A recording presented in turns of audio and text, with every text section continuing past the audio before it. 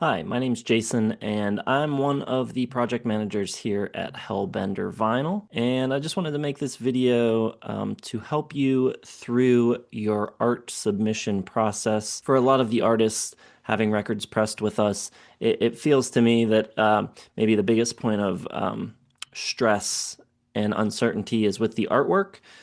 So I just wanted to make a quick kind of a tutorial video on how to get your art files ready for submission and hopefully do away with some of that stress and anxiety. So when it comes to what software you should use, I think all the project managers at Hellbender use Adobe, which is a suite of programs. The main ones we use are Photoshop, Illustrator, and InDesign. I would highly recommend working with Adobe if you can. It's not free and it's not the cheapest, but if you can get access to it somehow, it'll make things go a lot smoother. That said, if it's not within your means to do so and you want to use some other program, you can do that. There may be some hiccups along the way, but we'll get through it. But what I will say is pretty much everything else that I say in this video, at least the same general ideas will apply to other softwares as well. So let's quickly talk about the difference between those three pieces of software. Photoshop is a raster-based program, meaning it uses pixels.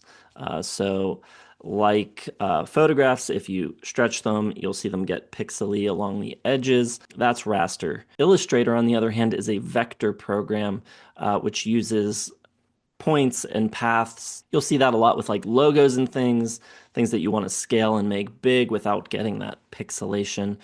You can scale vectors as big or as small as you want to. And InDesign is a program used for layout, page layout. I would say we don't see too many people submit files that are InDesign, and I do a lot of my own layout within Illustrator. So it just depends what you're comfortable with. If you're doing something with a lot of text, like a lyric sheet or something like that, InDesign may be the way to go. That'll definitely help you keep things way more organized and aligned. Trying to do something like that in Illustrator or Photoshop may not work the best. Each of these programs has their own different strengths and weaknesses, and in most cases, you'll end up using some kind of combination of the three programs. Next, let's talk about our templates. Depending on what your project is, you may see a variety of different templates. However, they're all pretty much operating with the same ideas in mind. The main important thing is you'll see here three different lines. You'll have an inner dotted line, then a solid line, and then an outer line that is usually red. So the inner dotted line is called the type safety. This is a line that you want to keep everything important inside of. Any important text, any logos, any important part of an image that you don't want to have cut off, you want to keep inside this type safety line. The next line is the cut line. This is the line they cut out the artwork along. There is, however, a margin for error on either side of this line, though. That's why you want to keep the most important stuff inside the type safety. In case the cut falls slightly off of that line into the artwork a bit, you want to make sure everything that is important is protected. And likewise, if the cut happens away from the art, you want to make sure that you don't end up with any uninked edges along your artwork. So you want to make sure that your artwork goes all the way to that outer line, which is called the bleed. Now, sometimes I see people submit artwork and they have their main image go all the way to the cut line, and then they fill the bleed with just a solid color, which is kind of defeating the purpose. So you won't have that white uninked edge, but you'll have a solid color that still isn't exactly what you're looking for. So you want the actual artwork itself, the image, to go all the way to the edge of that bleed. I know sometimes people feel like their whole image is important and nothing can be lost, but you have to kind of plan for that from the beginning of your design and just kind of work within those parameters best you can. The first thing you want to do before you start designing is make sure that you are working in the right type of color space. There are two main types of color spaces you'll see in these programs.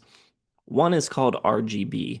This stands for red, green, blue, and that is the way that screens and monitors that we look at create the myriad of different colors that we are able to see. However, red, green, and blue is a different system than we use when we print things. We use CMYK, which you may be familiar with if you've bought ink for a printer. CMYK stands for cyan, magenta, yellow, and key. And key is basically black. So cyan, yellow, magenta, and black. When you start designing, you want to make sure that you're keeping your artwork on a layer separate from the template itself. So before you even start putting images down or text down, lock those template layers, create a new layer that is specifically for your artwork. And it's okay if you have different layers for different pieces of your art, but you want to keep all of those off of the template layers. The next thing we want to talk about is resolution. So for printing, you want to make sure the resolution of your images is 300 dpi or ppi. DPI, dots per inch, ppi, pixels per inch, kind of interchangeably used. Basically, that is going to be how sharp your image is. It's important to start with as high of a resolution as possible. So if you have to like resize your images, especially if you're making them larger, you want to have some wiggle room. If you make an image larger, a raster image, it will lose resolution the larger you get. And you also want to start with the correct file types if you can. So if you're saving a photograph to use in your artwork, you want to try to make sure it is a TIFF file. And I see a lot of people using JPEGs, and JPEGs can work if they are high enough resolution, but JPEGs are compressed files. So there is, some lost information when you're saving a JPEG. So you just want to watch out, make sure you're starting high resolution, saving as a TIFF file. Another file type that you might run into is PNG files. You may be used to seeing PNG files a lot online. If you do any design for the internet, they're a pretty common file type. But for printing projects, you want to avoid them. PNG files are RGB files, so they are not really suited for printing. Now, if you send us artwork that is RGB, it's not that hard for us to convert it. It's not a huge deal, but what happens is that the colors will shift slightly, and it may not be exactly what you had in mind. So always just a good idea to start working in CMYK and keep your files in that world as well. Now, when it's time to save your work and send it to us, there's a couple things that you want to make sure you do to get your file prepared. The first thing you want to do is save a version of the Photoshop or Illustrator file with layers. Everything's still separated so that if there's an issue, we can go in and move things around easily. You also want to make sure all of your text is outlined. In Illustrator, this is easy to do. If you have your text box selected, you can just go to Type and create outlines. In Photoshop, I believe you right-click and select Convert to Shape. There's also a way in Photoshop to convert your shapes to raster, which is fine as long as you're at a good resolution. That can work as well. And then for your final print-ready version, you can save a PDF file. And when you're saving it, make sure there's a little drop-down box. You're going to want to select high-quality print when you save that file.